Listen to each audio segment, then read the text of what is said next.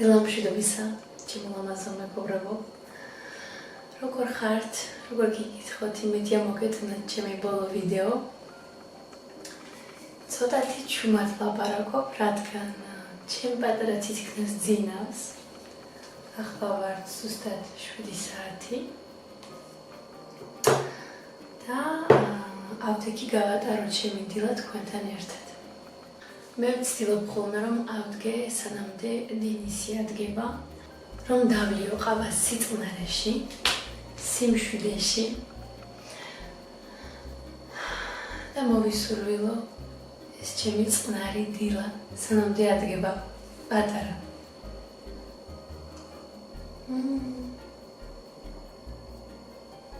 ყავა გიჟები თქვენს გაიგეთ ყავა და დავლიოთ ერთად. დღეს დილით ვარ პარასკევი და როცა მუშაობ ძალიან გვიხარია პარასკევი, რადგან ხვალე დასვენების დღე არის, შაბათი კვირა. მე ვფიქრობ რომ უნდა რა თქმა უნდა გიხაროდეს დასვენების დღეები, მაგრამ ძალიანაც არა.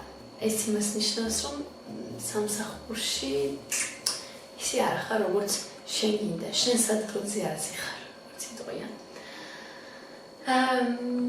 მე ძალიან იშვიათია, რომ მე მუშაობა ისეთ ადგილას, სადაც არ მინდოდა.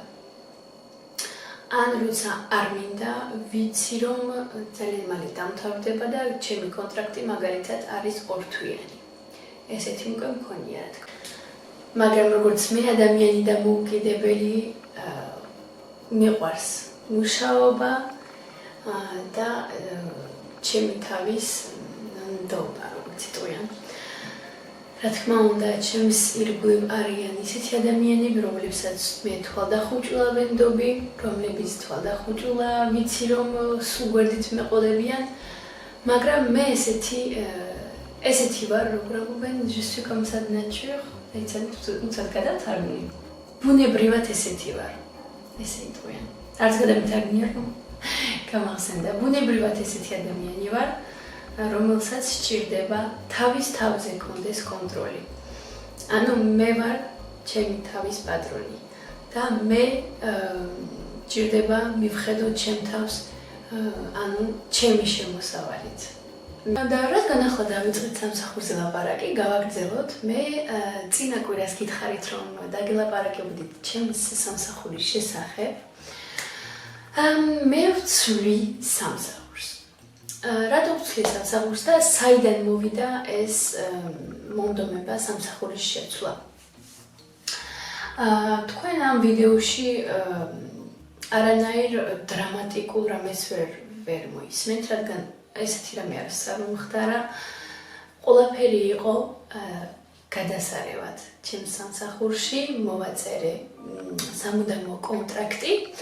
ანუ ისეთი კონტრაქტია, რომ მარტო მაგალითად თუ თქვენი შეფი გაგაგდებთ, ის მეც გადაგიხდით, რაც თქვენი ხელფასი არის ყოველთვიური შემოსავალი. იგი იმას ნიშნავს, რომ ან მარტო შენ თვითონ წახვალ ამ კონტრაქტით, ან არასდროს არ გაგაგდებენ. ეს თუ მოიქეცი ძალიან კარგად და ჩვეულებრივი მუშავე და არანაირი პრობლემა არ იყო, ეს არის სამუდამო სამსახური. ივნისის 2020 წელს გავაკეთე ინტერვიუ შევთან ერთად. რომ გამოვიდი ინტერვიუდან, ჩემდას ველაპარაკებოდი, დედაჩემს ველაპარაკებოდი ტელეფონში, ვუთხარი მე გოგოებო, მე აქ არ მიმიღებენ. რაღაც ისეთი სხვანაირი კომპანია მეგონა, მეთქი აქ ყველა ვერ მოხდება. დამირეკეს 2 თვის შემდეგ. აი ჯერ აქედან დავიწყოთ, რომ როდესაც გადიხარ მაგალითად ინტერვიუს, 1 კვირის მერე გირეკავენ. ან რომ გითხრან კი, ან რომ გითხრან არა, ხო? არა 2 თვის შემდეგ. ჯერ აქედან დავიწყოთ, რომ საერთოდ არ არის ორგანიზებული და საერთოდ არ არის პროფესიონალური.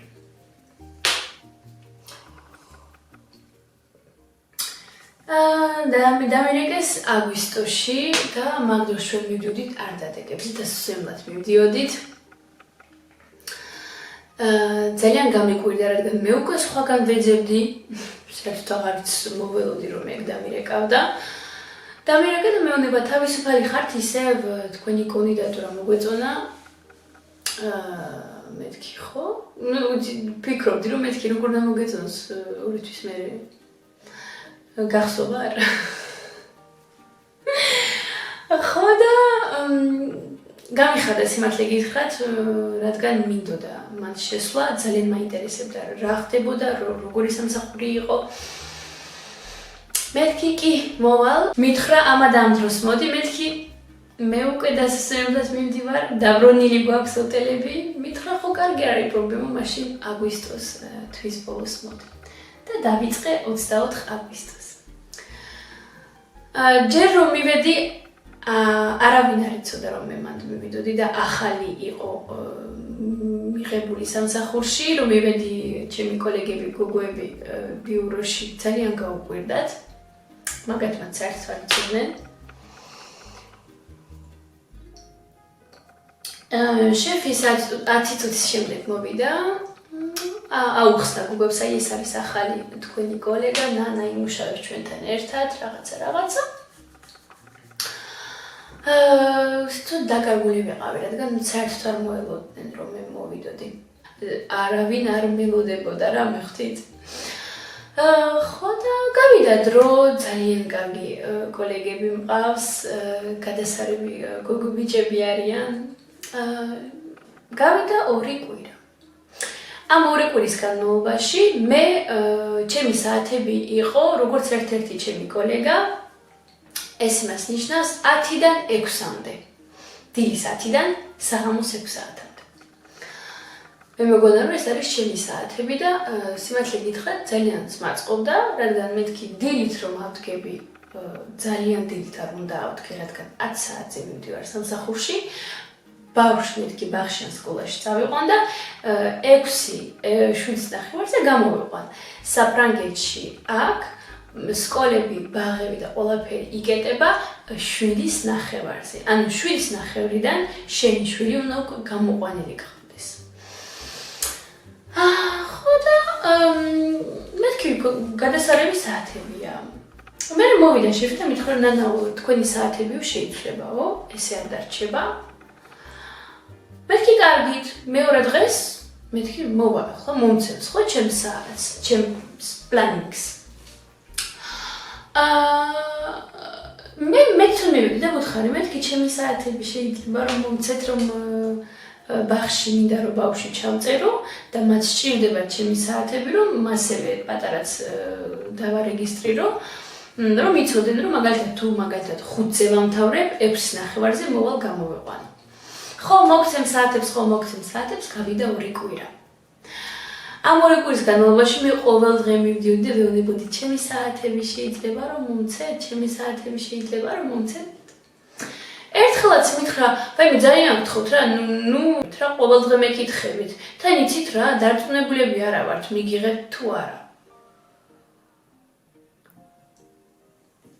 აგიხსნით. როდესაც აწერთ კონტრაქტს ხელს, ანუ სამუდამო კონტრაქტს ხელს, 2 თვის განმავლობაში თქვენ შეგიძლიათ თქვათ უარი და თქვენს შევსაც შეუძლია თქვას უარი. ანუ 2 თვე გაქვთ. და ამიტომაც მითხრა, თან დარწმუნებულები არა ვართ, გიღებთ თუ არა. მე უკვე თავში დამიტრიალდა, რომ მე ამ სამსახურში არ გამაჩერებენ, უფრო სწორად სახში მოვიდი, ჩემი მეუღლეს ვუთხარი, მითხრა, არის პრობლემა, სხვაგან მოძებნები სამსახური. როცა მომდომება არის, სამსახური არის, მეგობრებო. ჩემი მენეჯერი არის დამხმარე მენეჯერი. ეს იმას ნიშნავს, რომ ჩვენ გვყავს მაღაზია მაღალი უფროსი, რომელიც ცხოვრობს პარიზში და პარიზიდან გააკეთა ეს ჩვენი კომპანია აქ სხვა ქალაქში. ყავას დავლებ. ხო და გავიდა 2 თვე. პარასკევი ბოლო დღე ამ 2 თვის რაც მანდავარ. მეთქი ახლა რამეს მეტყვის და წავა. უკვე ვემზადებოდი რა. ჩამოვიდა ჩვენი დიდი უფროსი. ჩამოვიდა და მითხრა ნანა შეგიძლია რომ მოხვიდე ჩემთან ბიუროში მეთქი როგორ არა მივედი. მეგონა ბაბა როგორ ახარ როგორ მოგწონს შენი ახალი სამსახური მეთქი გადასარევია. ჩვეულებრივ მეთქი ძალიან კარგი. მითხრა რომ მინდა მოგცე ახალი დავალება ამ სამსახურში. მინდა რომ თქვენ მართოთ ჩვენი მუშების გრაფიკი. ანუ ეს იმას ნიშნავს, რომ მე უნდა ავაწყო მითი გრაფიკი სამსახურის, ანუ მაგალითად სად მუშაობს, რომელ საათზე, როგორ, რომელ პაციენტთან და მასე მე უნდა ავუწყო მაგათი სამსახურის ყოველდღიური გრაფიკი. მე ძალიან მიყვარს ახალი ჩალენჯები, ახალი დავალებები, თავგადასავლები და მეთქი კი უპრობლემოდ თავს გრძნობ, რომ მე ამას გავმკლავდები. Всё, წავიდა და მე ჩემს უფროსთან მივედი მანაჯერი. მეთქი რა შვებით მე ვრჩები და ისე გაუკვირდა რომ ეს თქვი, ხო რა თქმა უნდა. და მეთქი თქვენ არ მითხარით რომ დარწმუნებლები არა ხართ? არა ეს საათებზე გითხარით უბრალოდ და ხო თქვენი საათები ახლა არის 2 კვირა 8-დან 4-მდე და 2 კვირა 11-დან 7-მდე. და გამოვედი. 8-დან 4-მდე არ არის პრობლემა. ძალიან კარგი საათებია, პატარა წავიყვან ბაღში და საღამოს 5:30-ზე გამოვიყვან. ეს არის იდეალური საათები, როდესაც დედა ხარ. მაგრამ 11-დან 7-მდე საერთოდ არ მაწყობს.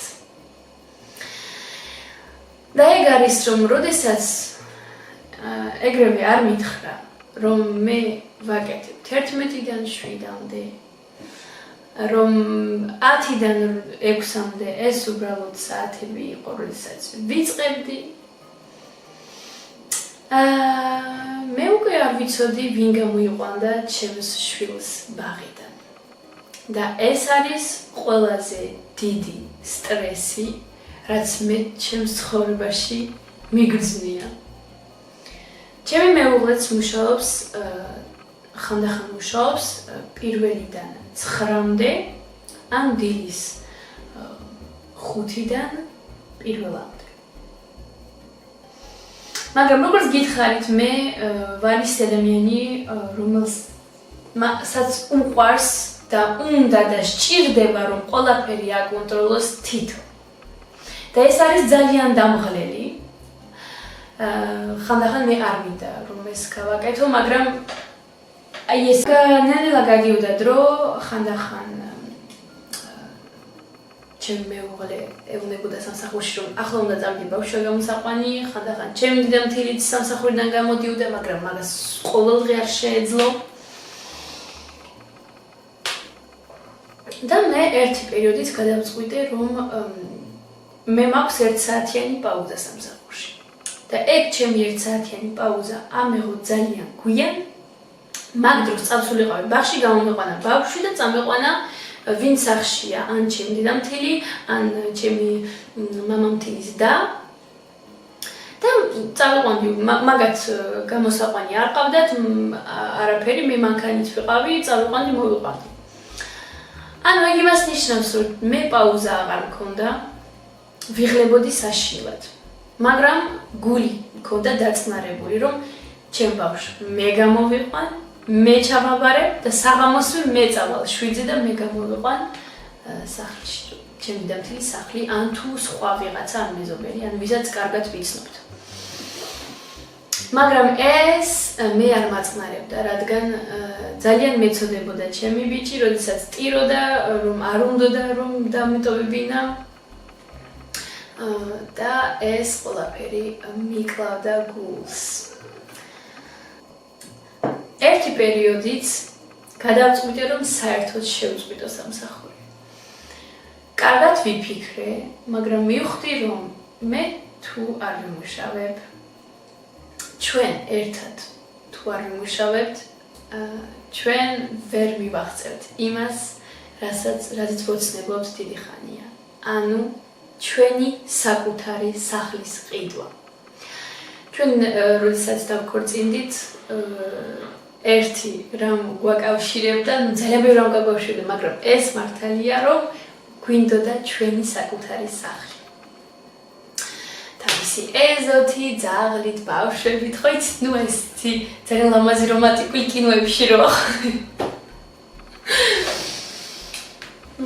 ხო და მეთქი ჩვენ მაგას ვერ მივახცევთ. მე დავჯდები სახლში, კი მივხედავ შვილს, მაგრამ რო გაიზრდება, მაგასაც სჭირდება, ხო? მინდა რომ გავუმკლავო მომავალი, რაც შეიძლება ყველაზე კარგი საუკეთესო. ესე გადიოდა დროები, მარტო მე არ მქონდა ამ საათების პრობლემა, ერთი ჩემი კოლეგა უკვე 4 წელია მაგ სამსახურშია და მასაც ძალიან უჭირს, ხან ვის ურეკავს, ხან ვის. ხანდახან ხოლმე რომ მოდიოდა სამსახურში, დილით არ იცოდა ვინ გამოიყვანდა თავის ბავშვს საღამოს. თქვა ხო წარმოგიდგენიათ ეს რა სტრესი იყო დედასთვის. და როდესაც ეს ჩემი კოლეგა გოგო ეუბნებოდა ჩემს უფროს რომ ესე მიჭირს, მე არ შემიძლია თერთმეტ და 7 და შვილები მყავს, მე არავინ არ მყავს რომ დაიტოვონ და გამოიყვანონ. ეს ჩვენი უფროსი ეუბნებოდა რომ ესეა, ეს არის სამსახურის საათები, არ გაწყობს წადი. მე შენს გამო საათებს ვერ შევცვლი.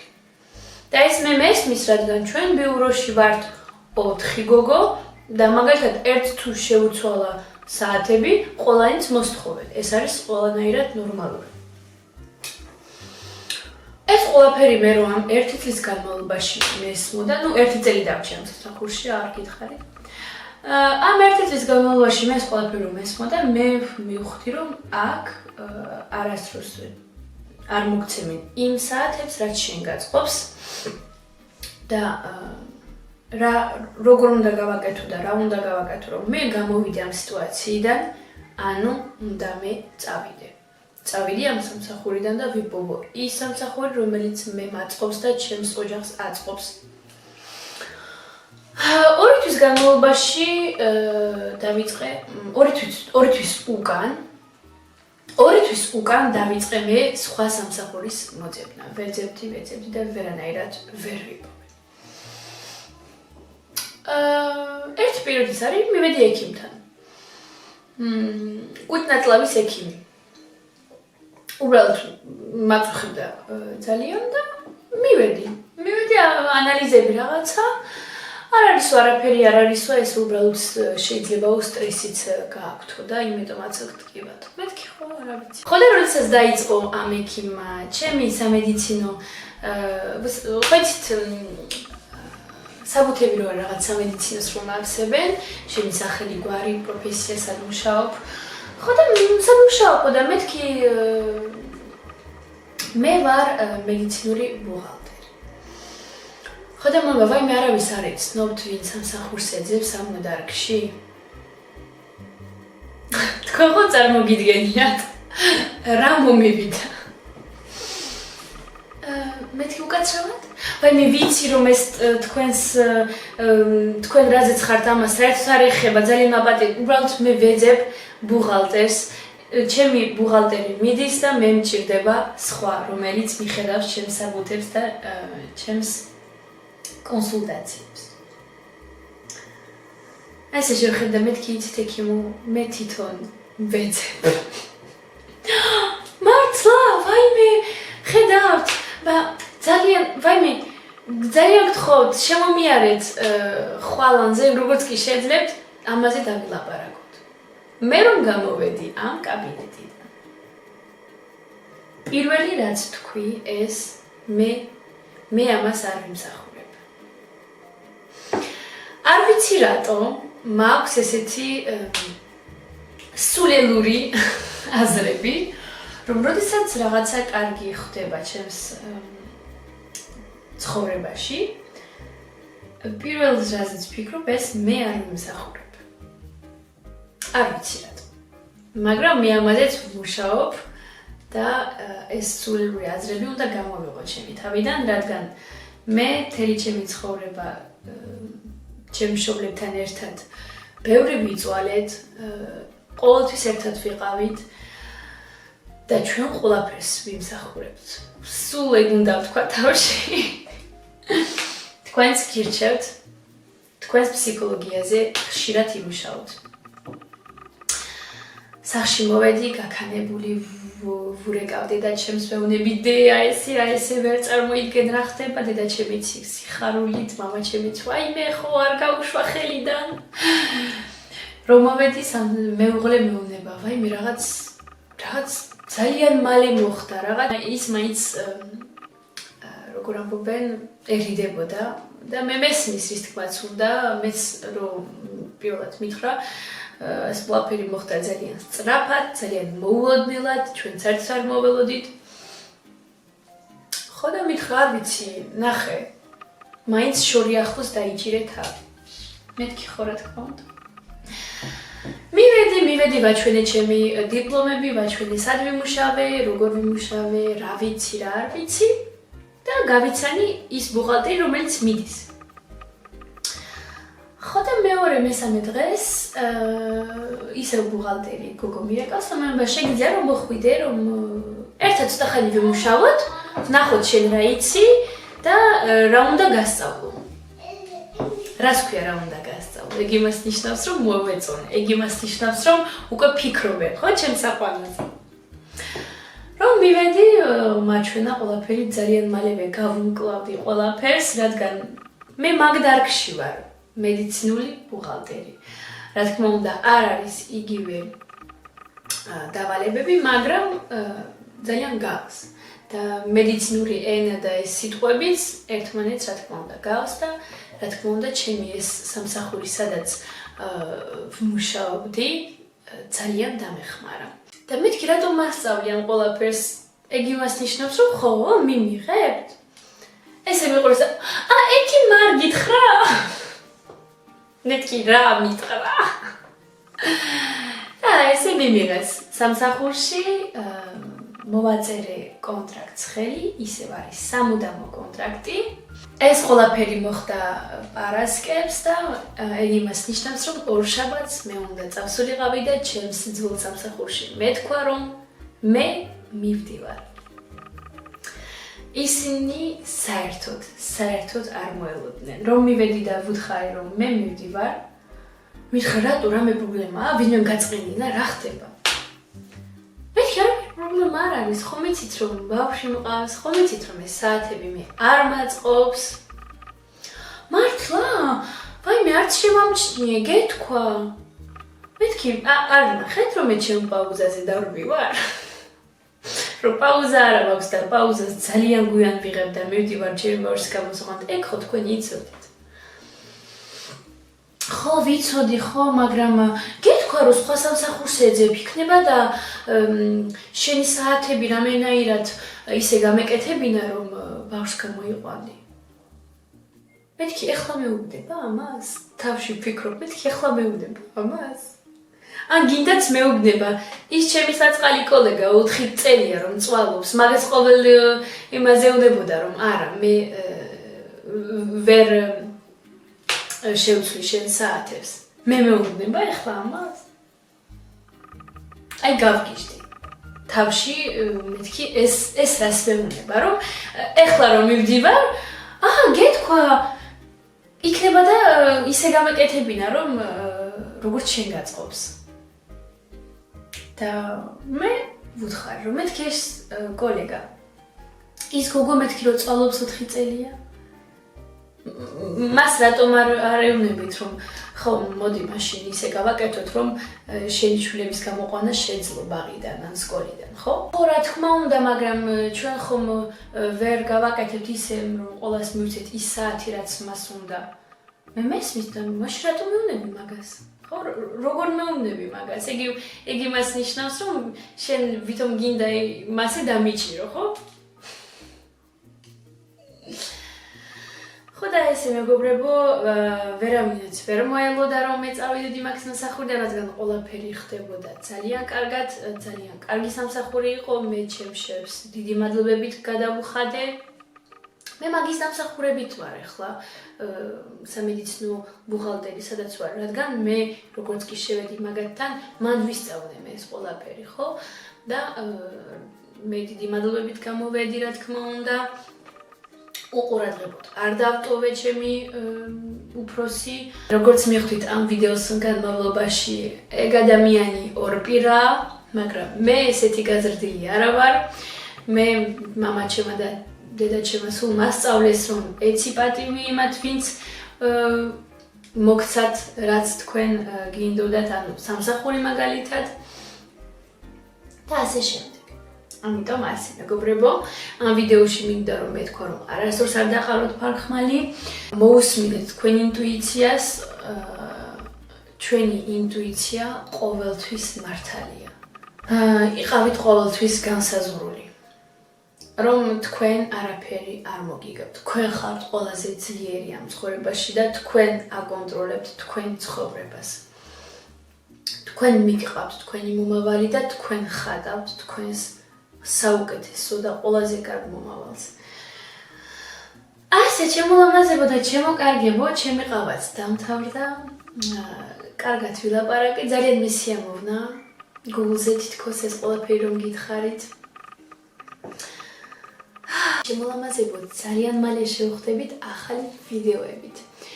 არ მოგერიდოთ, მითხარით თუ მოგეწონათ ეს ვიდეო კომენტარებში. ძალიან მიყვარხართ და დიდი მადლობა თქვენი მხარდაჭერისთვის. კოცნით!